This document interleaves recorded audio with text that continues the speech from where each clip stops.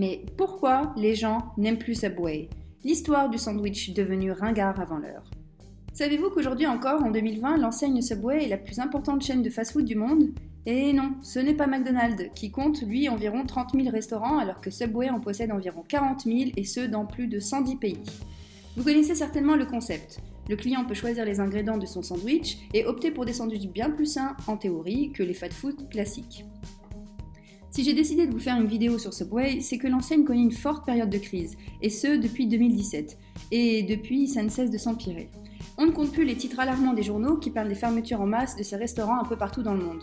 Il faut croire que Subway n'est plus à la mode du tout même. Mais il semble que ce n'est pas qu'une question de concombres et de tomates dans un sandwich, c'est bien plus que cela. Affaire de pédophilie, prison, cupidité, manque de stratégie, mauvaise gestion commerciale, bref, la société est en plein déclin et ce pour plusieurs raisons objectives.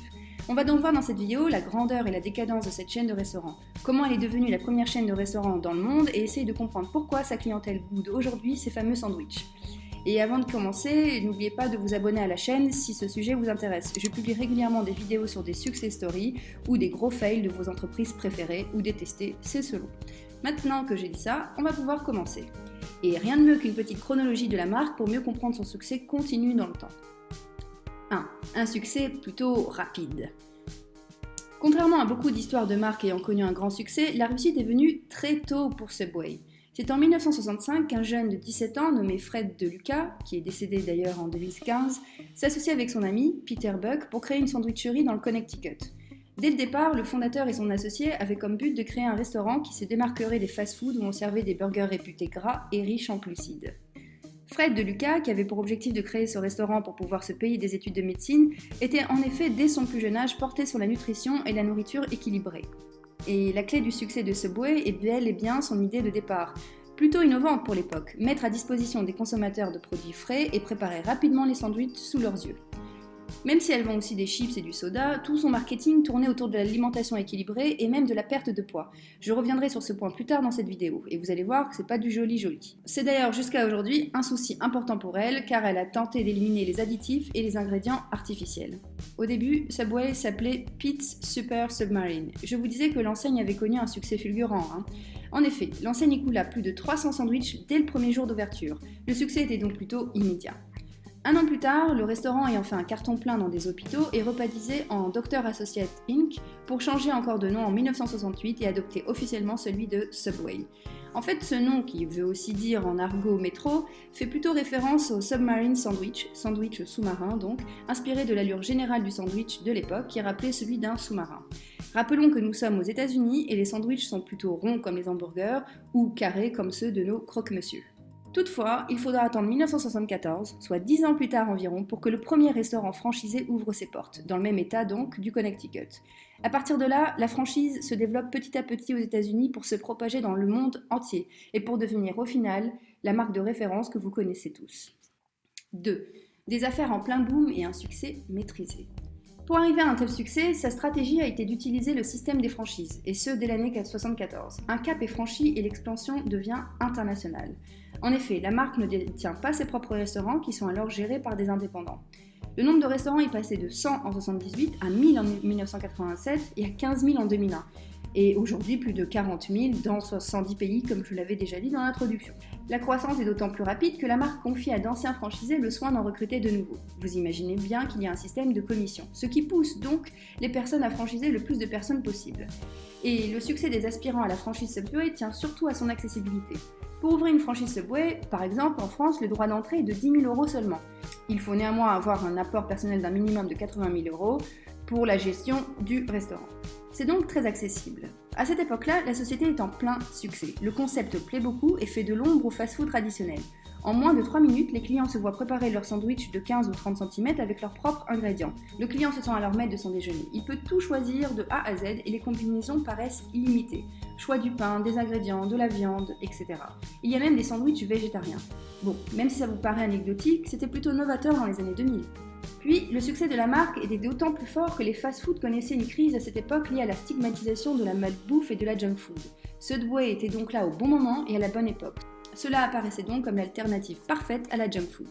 Par exemple, en France, l'enseigne avait des recettes certifiées par le programme Alimentation et Équilibre de Gustino. Ainsi, les franchises ont littéralement été un carton. Les affaires étaient rentables et le démarrage était abordable. L'enseigne travaillait autant dans sa communication auprès de sa clientèle qu'auprès de campagnes visant à recruter plus de franchisés. Un ticket d'entrée moins cher qu'au sein des autres chaînes, un financement rapide, une formation simple et hop, le commerce était lancé. Pas étonnant qu'on a plus de Subway que de McDonald's et de Starbucks réunis. Mais ça, c'était la belle époque. Par la suite, le rêve s'est effondré. Et avant d'aborder les causes du déclin, faisons un petit tour du côté de la France, car je m'exprime en français et je sais que mon public est francophone. Situation en France, entre exotisme et banalité. L'enseigne a débarqué dans l'Hexagone en 2001. Le développement y a été rapide avec un parc de 100 restaurants à la fin 2008, puis 500 à fin 2013. Vous avez vu, l'expansion est plutôt rapide. Le premier Subway français à Paris était sur la place de la Bastille. Même si en France le concept d'un fast-food sain n'était pas une punchline incroyable, l'enseigne trouve quand même son public. La chaîne connaît un essor extraordinaire en France avec la création de plus de 444 établissements en 12 ans. C'est vraiment énorme. En France, le slogan du Subway est « préparé sous vos yeux » et son style est perçu comme le mariage de deux cultures, le goût français à travers de bons produits et la boulangerie, et le style culinaire typiquement américain basé sur les sandwichs et les burgers. Donc un peu comme aux États-Unis, Subway a gagné un public fidèle en se présentant comme une alternative saine aux hamburgers gras et aux frites. Cela dit, on peut voir avec le recul que ce n'était qu'un effet de mode. En effet, la nourriture saine, ce n'est pas tant ça le problème en France. De même, le concept du sandwich long est plutôt une banalité dans le pays de la baguette avec son fameux jambon beurre. Et manger un sandwich frais et équilibré paraît chez nous moins exotique qu'outre-Atlantique. La marque refuse par exemple de passer à la baguette, préférant plaquer le même modèle partout dans le monde. On peut souligner qu'à contrario, dans une stratégie intégrante, McDonald's a appris à adapter son concept aux mœurs locales. Un McDonald's en Chine est tout à fait différent d'un McDonald's en Allemagne ou en Angleterre. Tout ceci a contribué à un léger déclin de la marque, qui n'a cessé de perdurer, mais pas seulement en France, et même dans le pays d'origine. Je vous ai mis la puce à l'oreille, voyons donc maintenant, sans plus tarder, les raisons du déclin, car vous allez voir, elles sont plutôt nombreuses. Le début des problèmes. Suivant les analyses des différents experts, et selon mes propres recherches fastidieuses, on peut noter 4 grands problèmes à Subway. Premièrement, la marque n'a pas su se moderniser face à une concurrence rude. La marque n'a pas été la seule à surfer sur la vague du fast-food sain. Bien que sa devise manger frais ait conquis les consommateurs soucieux de leur santé, il y a une décennie ou deux, cela n'est plus suffisant aujourd'hui. D'autres chaînes concurrentes ont également mangé une partie du marché de Subway, en proposant par exemple une gamme de plats personnalisables et bio.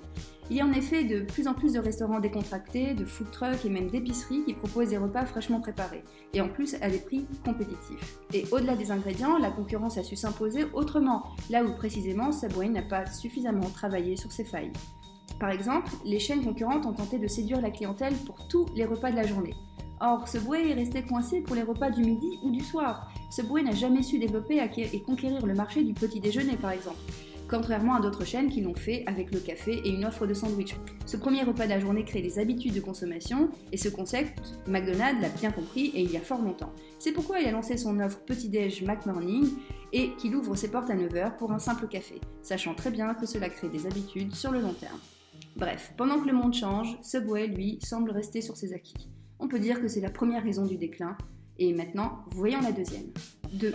Le consommateur a changé, il est plus exigeant. Aujourd'hui, la clientèle qui veut s'éloigner des fast-foods recherche des produits locaux et bio. L'environnement, l'utilisation d'ingrédients naturels, sans hormones, est ce qui est en fait recherché par le segment du marché de Subway. Plusieurs chaînes ont vu le jour ces dernières années et exploitent le créneau de la chaîne d'approvisionnement transparente. Le consommateur d'aujourd'hui veut connaître la provenance de son alimentation. Il veut tout savoir et être sûr de ce qu'il mange. Subway est très loin de pouvoir développer une réputation liée à ses ingrédients. D'ailleurs, un reportage qui a fait un grand scandale de la CBC l'avait accusé de fraude alimentaire en offrant du poulet qui n'en était pas. Un peu comme l'affaire Findus, sans le tapage médiatique. Quoique la marque ait beaucoup souffert de cette histoire. Voyons maintenant la troisième raison qui a poussé au déclin de la marque Subway. Relations tendues avec les franchisés. Se sont ajoutées progressivement au problème de Subway une longue histoire de relations tendues avec ces milliers de franchisés qui se plaignent de la société pour plusieurs raisons. Rappelons que les 44 000 emplacements de Subway dans le monde sont tous des propriétés indépendantes et ils gèrent donc leur affaire de façon indépendante, mais avec des limitations énormes. Les franchisés souffrent aussi du fait que Subway n'ait pas voulu s'adapter à la nouvelle époque, et si vous entrez dans n'importe quel Subway aujourd'hui, c'est exactement le même qu'il y a 25 ans. Il y a 25 ans, d'accord, c'était nouveau, frais et novateur, mais aujourd'hui, c'est vu et revu, et les gens sont comme las de voir le même décor. Et concernant les franchisés, qui comme nous l'avons vu est le cœur du succès de Subway, ça a été la dérive totale. La franchise est connue pour que les commerçants, souvent à perte, changent régulièrement des propriétaires. Selon certaines sources, plus de 40% des restaurants changent de propriétaire tous les 3 ans. Il y a beaucoup de franchisés, certes, mais ces derniers vivent dans la précarité. C'est ça la vérité de la franchise Subway. Cela n'empêche pas l'enseigne d'ouvrir à tour de bras, et surprise, sans réaliser d'études de marché. Dans son contrat de franchise, Subway annonce clairement la couleur. Nous ignorons quel type d'emplacement offre les meilleures chances de réussite. De même, les franchisés qui connaissent ces difficultés ne peuvent pas régler leurs problèmes ou se confier facilement. Lorsqu'il y a un souci, il faut en parler à un agent régional. Ils sont seulement une vingtaine pour toute la France par exemple et sont souvent, bien entendu, débordés. Pour accentuer son cas, tout litige doit en effet être réglé en anglais, par un arbitre new-yorkais. Vous pensez bien que peu de franchisés, déjà en galère financière, ne peuvent pas avoir le luxe de se déplacer aux États-Unis pour suivre le litige. D'ailleurs, un super documentaire montre des problèmes des franchisés français, et je vous invite à le regarder si cela vous intéresse d'en savoir un peu plus du côté des coulisses des Subway. Mais les problèmes de rentabilité rencontrés par les franchisés sont plutôt d'ordre financier. Subway prend 12,5% de royalties prélevées chaque semaine. C'est quasiment le double de ses concurrents. Si vous voulez un ordre d'idée, imaginez par exemple que Brioche Dorée est à 5%, Paul à 6% et Pomme de Pain à 7% seulement. Puis, vous savez quoi ? Les franchisés n'est pas l'unique problème de la marque. Il y a eu aussi des scandales. Et ça a porté le glas final au déclin de Subway. 4. Une image de marque gâchée. Jared Scott Fogel, aussi appelé l'homme Subway, fut le porte-parole de la célèbre chaîne de restaurants américaine, de 2000 à 2015. Il a été le représentant public de la marque en affirmant avoir perdu plus de 120 kilos rien qu'en mangeant des sandwichs Subway. Bien sûr, cela a participé au succès de la marque, vu les chiffres gore du nombre de personnes atteintes d'obésité morbide dans le pays. Seulement, ce porte-parole a été accusé en 2015 de pédophilie et d'abus sexuels sur mineurs. Il plaidera coupable et avouera qu'il possédait des films pédopornographiques et qu'il payait des mineurs afin d'avoir des relations sexuelles avec eux. Sa sentence finale est de 15 ans de prison ferme, dont 13 ans non négociables. Aujourd'hui, il croupit en prison. Bien sûr, la marque a coupé court avec cette représentation, mais le mal avait été déjà fait. Voilà donc les 4 grandes raisons qui expliquent le déclin tout aussi fulgurant que ne fut son succès de l'enseigne Subway. Mais alors, que fait Subway pour sortir de l'eau ? Est-ce seulement possible ? C'est ce que nous allons voir dans cette nouvelle partie. Subway existe depuis plus de 50 ans, et même si c'est déjà honorable, aujourd'hui la marque vit une véritable crise identitaire comme je n'ai cessé de vous le dire dans cette vidéo. Pour se relever, la marque a décidé de fermer ses restaurants les moins profitables et de ne laisser ouverts que les restaurants les plus rentables. C'est pourquoi vous voyez autant de restaurants fermer leurs portes au Canada, en France et partout dans le monde. En 2019 alors, il y a 1200 restaurants qui ont été transformés et modernisés avec le design dit de Fresh Forward. Subway a investi 25 millions de dollars dans une campagne de changement de marque visant à augmenter les ventes dans ses magasins. Les nouvelles publicités de la société, destinées à plaire aux jeunes consommateurs, font partie du nouveau plan de revitalisation agressive de la société. Et la société nord-européenne Fresh Forward, spécialisée notamment dans le marketing de l'agriculture biologique, participe au nouveau branding de la marque. De nouvelles couleurs, des menus numériques ainsi que de nouveaux kiosques plus modernes sont ainsi mis en place. Mais est-ce que c'est assez ? La marque voit l'étranger comme seule sortie de secours. Subway se concentre maintenant sur le renforcement de sa présence internationale en ouvrant 1000 magasins dans des pays comme l'Inde, la Chine et le Mexique. Je vous mets un petit clip publicitaire car je trouve la musique plutôt sympa et le playback plutôt mal fait. Hey, I can't forget the taste now. Subway chicken tandoori, sa tabule lupa. Subway chicken tandoori, it's here to stay. Get it every day. So succulent, delicious, you will want to go and get some. I can't forget the taste now. Subway chicken tandoori, I can't forget the taste. Subway chicken tandoori. Révélateur de la stratégie de la marque ?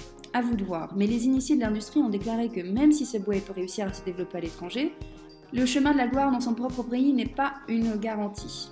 Pour beaucoup d'experts et de consultants, Subway ne représente plus ce que les gens veulent, tout simplement. Pour retrouver le succès de jadis, il faudrait créer carrément une autre marque et détruire Subway, associé aujourd'hui trop fortement à une connotation de la défaite. Et vous, qu'en pensez-vous ? L'enseigne Subway, à vos yeux, a-t-elle une chance de s'en sortir ? Je serais curieuse de lire vos commentaires à ce sujet. Je vous dis donc à bientôt pour une prochaine vidéo où nous allons analyser une autre success story. À bientôt!